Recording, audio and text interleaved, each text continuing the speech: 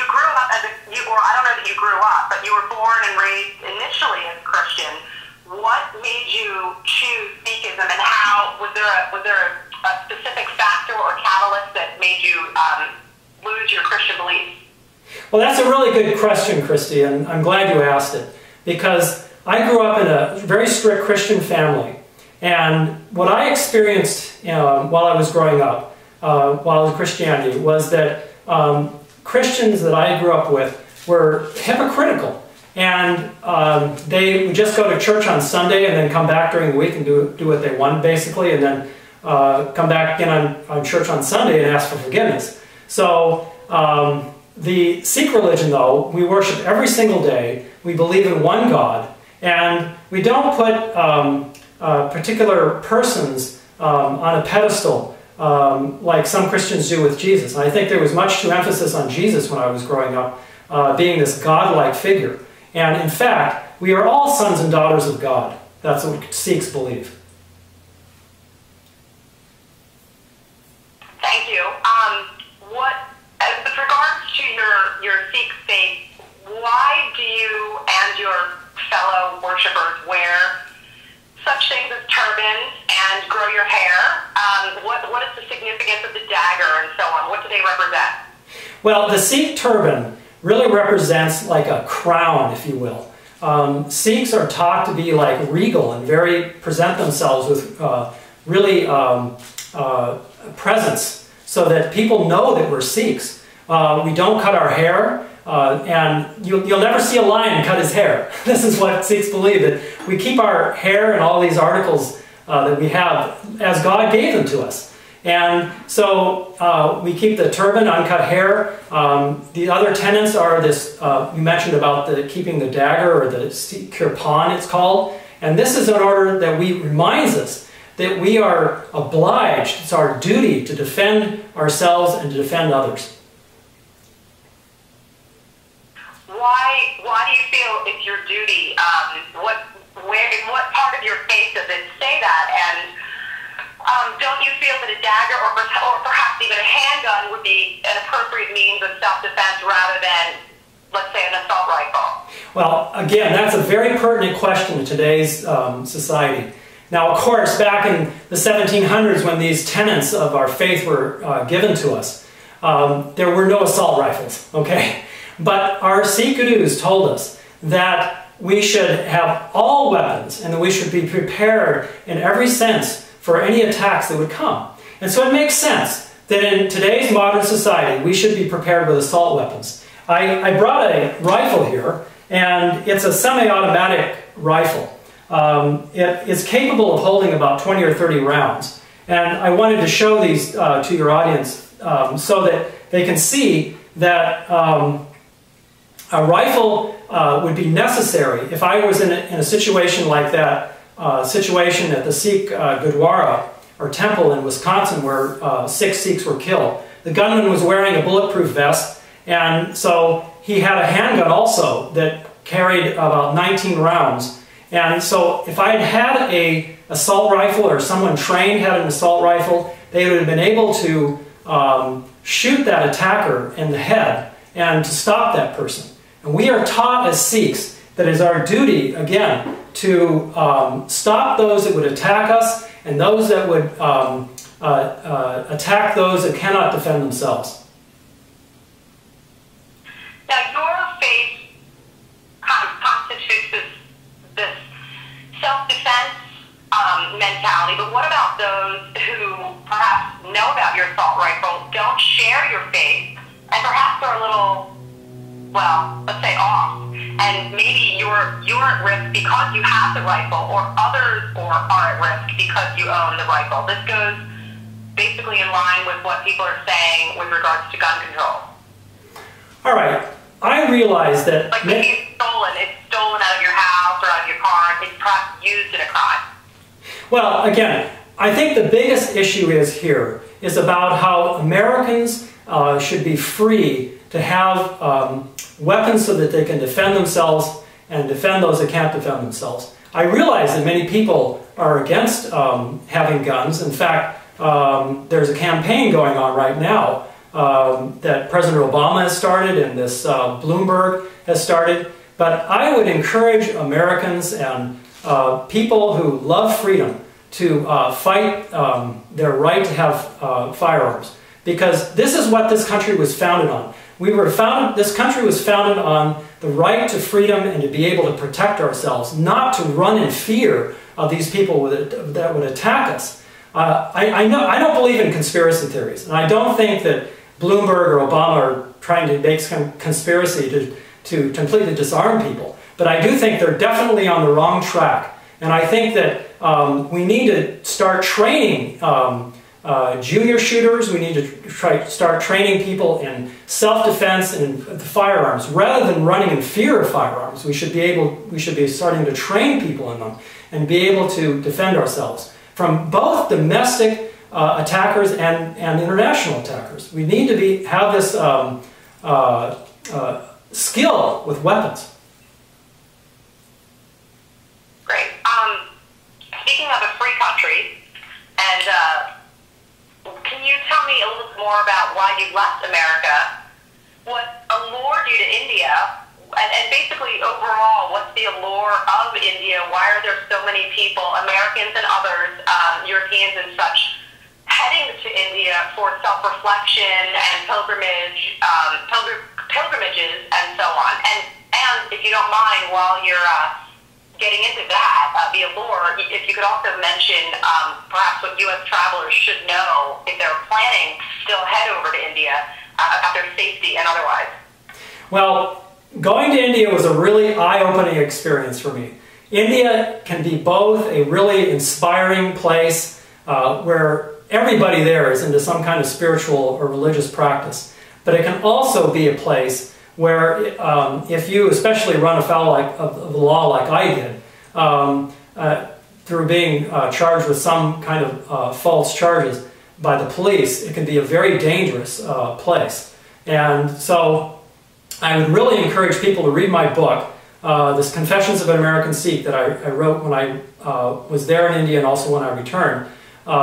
It tells about my story and how I was arrested and how people can protect themselves from this problem.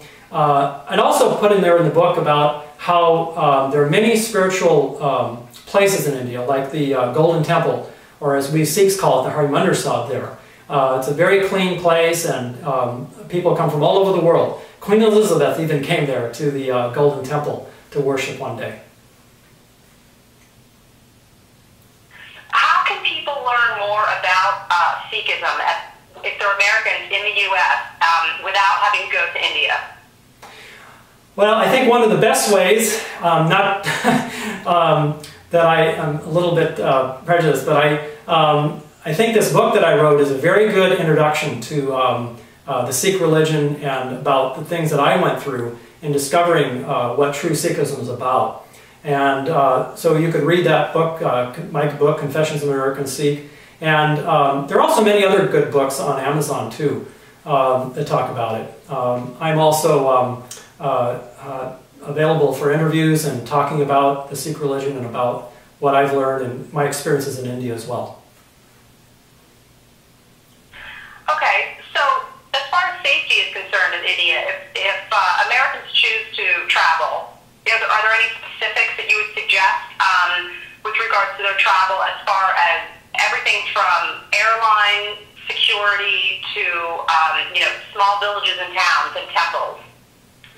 Okay, well that's another good question for travelers there. I had a lot of experience, right down to these auto rickshaws, which are notorious there in India for being smoky and difficult to get around in. But anyway, yeah, I have a lot of experience in that. And again, it talks a lot about in the book about how people can learn what the transportation they should take there and how to avoid problems.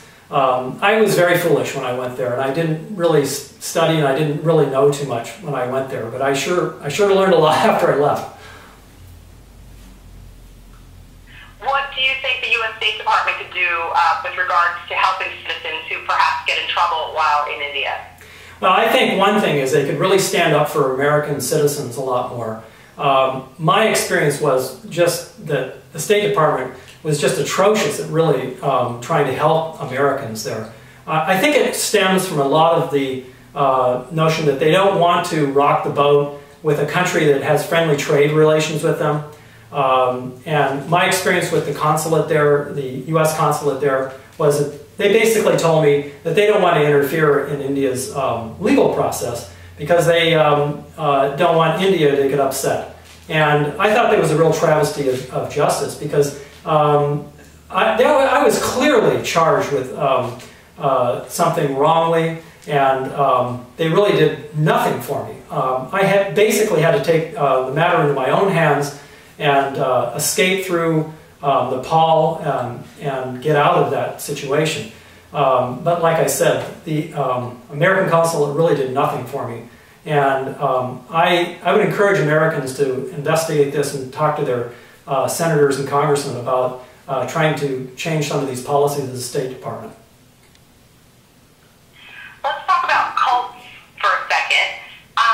You know, and I want to pronounce the cult correctly, but the cult that you were involved with was Yogi Bhajan. Tell me how to pronounce that? Well, the leader of the cult was Yogi Bhajan, and that was his common name, or the 3HO organization. Yeah, 3HO cult. Tell me, you know, why you consider that a cult, the 3HO?